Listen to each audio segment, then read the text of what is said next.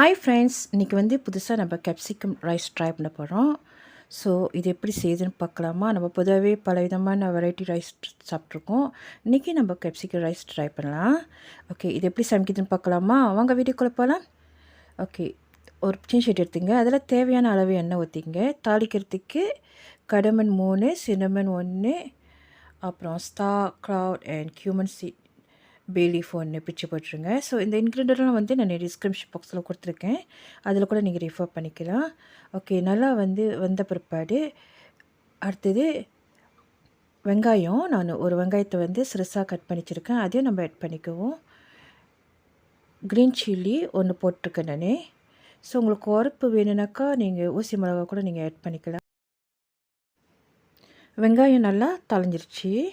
Ginger garlic paste 1 tablespoon add பண்ணிக்குவோம். இது நல்லா கிளறி விடுவோம். அடுத்தது chilli powder 1 tablespoon add பண்ணிக்கலாம்.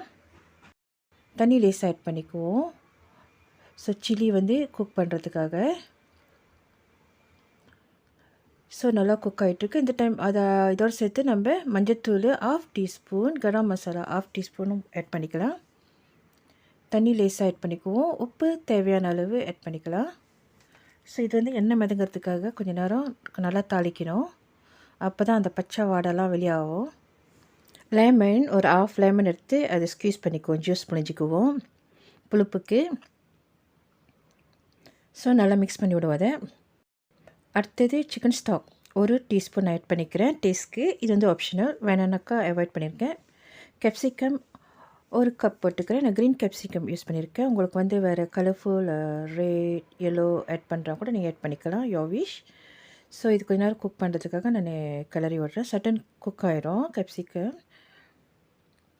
ஸோ ஒரு 2 மினிட்ஸ் வேக விடுவோம்.